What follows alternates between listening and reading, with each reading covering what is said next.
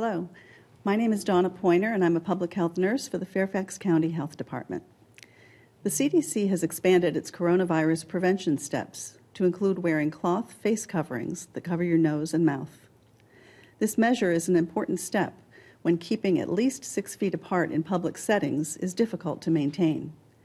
The CDC is recommending cloth face coverings for the general public to ensure first responders have access to surgical and N95 masks, which are in short supply.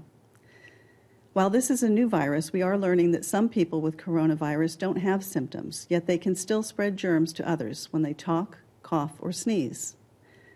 And while wearing a face covering may provide you with an extra sense of protection, it's critical to remember that wearing a face covering doesn't protect you, but instead it protects others from your germs. It's important to note that face coverings should not be used as a substitute for social distancing. Rather, it's another preventative measure to help slow the spread of illness in our community.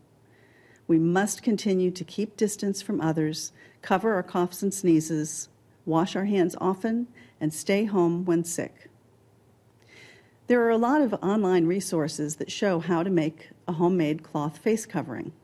We recommend that you visit cdc.gov and search DIY face covering for step-by-step instructions using household items.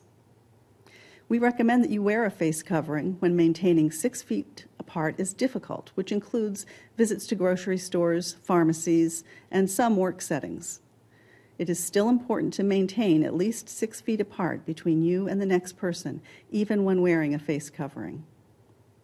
Your face covering should be made out of a tightly woven fabric that has a high thread count. Think of cotton bed sheets that have a certain number of threads per inch. You do not want to use a fabric that is loosely woven like knitted scarves. So before you put on your face covering, you want to wash your hands or use a hand sanitizer with at least 60% alcohol before putting the face covering on. It should cover your nose and mouth and secure tightly behind your ears or around the back of your head.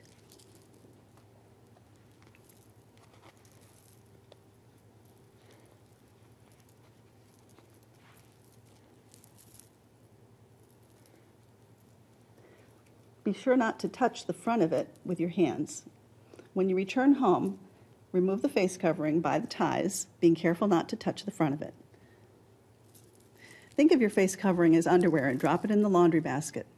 When you remove it, be sure to wash your hands with soap and warm water for at least 20 seconds.